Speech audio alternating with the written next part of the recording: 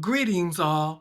It's Dr. Bankhead here from The Struggle Inn, and I'm going to share with you a story of intrigue and mystery, evil and suspense.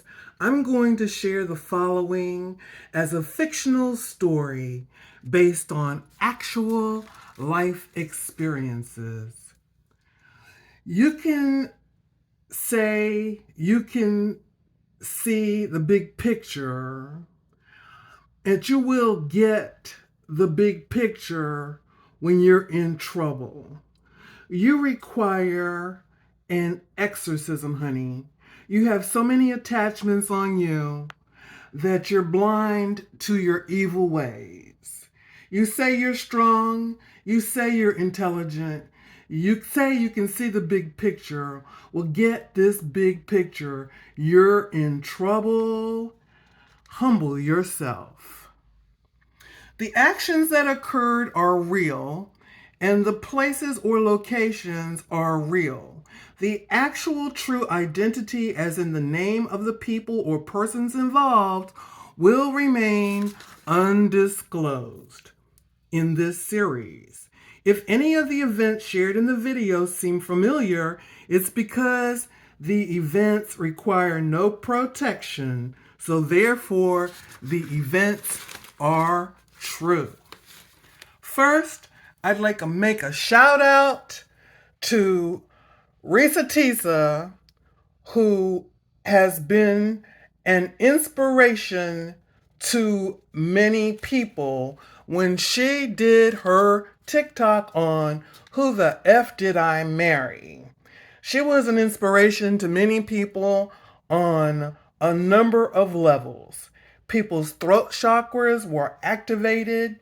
Now more and more people are expressing their truth both on air and live in person. You provide a blueprint, Risa Tisa, for people who find themselves in a dysfunctional red flag relationship to leave sooner than later, and you demonstrate what it looks like to move on and express some self-love. And Risa Tisa, your story highlighted how important it is to follow your gut and your intuition, the spirit or your joy. Pick whichever one resonates with you. All right, on to my story, which I'm calling Who the F Was My Friend? This is the prequel. Know first and foremost that spiritual warfare is real. This story I'm about to share shows how for 40 years I was involved with a toxic family relationship, coven, witches, and warlocks. Before I begin telling my mystery, I want to invoke two prayers.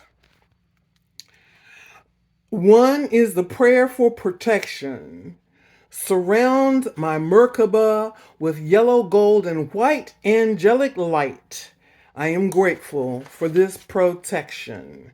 Prayer number 2, for the witch coven and toxic family that sought to destroy me.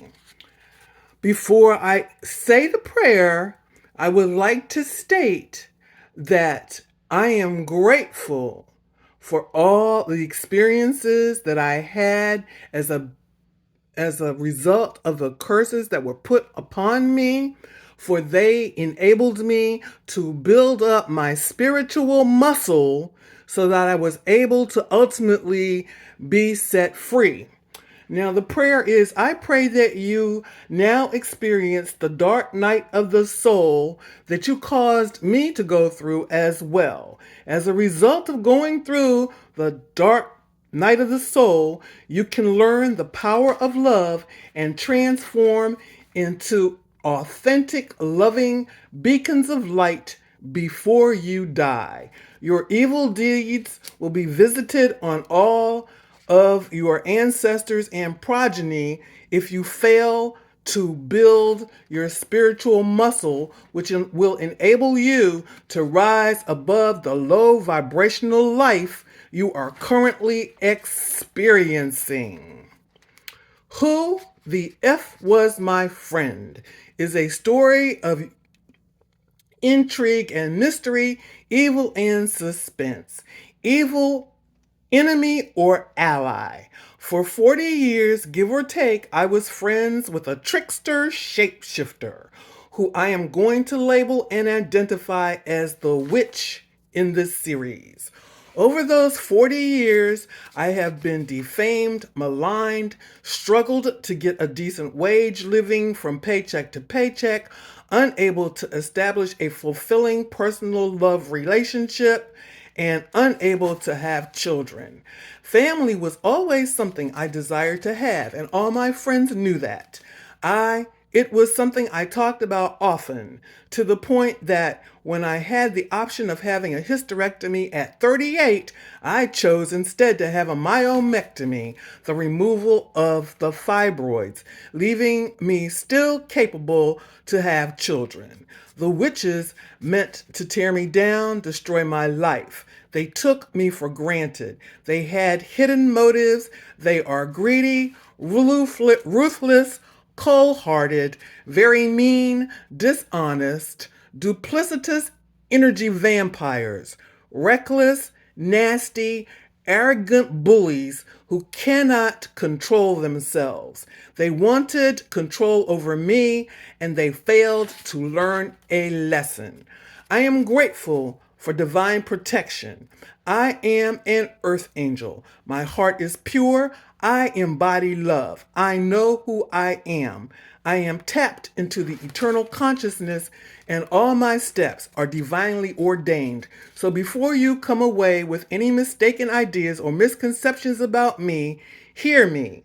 Great peace have they that love thy law, and nothing shall offend them. Psalms 119, 165. I stand on that. I choose peace. You have your opinions, I have mine. Shake hands. It's all good. You go your way, I'll go mine. I thank you, divine source, all that is, energy, God, spirit, universe, consciousness.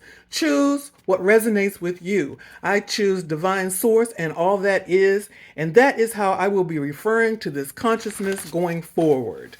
That's my opinion. Remember, it's my video. I speak my voice here. You speak your voice. That's great. To know that you have one and feel free because you have free will to exercise it, as do I. And if you are at all interested in my thoughts, on free will, I invite you to check out my YouTube channel, The Struggle In with Dr. Bankhead, Thinking Out Loud. This story goes back, as I said before, at least 40 years. I got a job in the federal government and first met the witch in the elevator. This was around 1979, 1980. We were cordial with one another. I was attending law school at the time. I continued to work on the job throughout my years at school. After graduation, I had a few challenges finding a decent job, so I left the city where I lived and headed north, where I stayed for 6 months before returning home.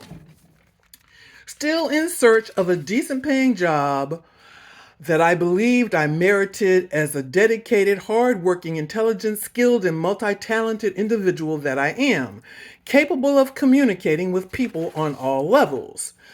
Do unto others as you would have them do unto you is what I always believed. Anyway, back to the story. I finally found a city government job I felt was commensurate with all that I knew about myself. Who do I run into but the witch? I was surprised. We were again cordial with one another. A little later, on another occasion, I was at the grocery store near my city apartment, and who do I bump into in the store but the witch and her cute, adorable child. That's when we exchanged numbers, and that's the moment I consider to be the beginning of a friendship. I gave my childhood piano to the witch because of the sentimental value, and I felt as friends I could always know where it was and I could visit it at any time. The only stipulation was that she arranged for the transport of the instrument, which she seemed happy to agree to.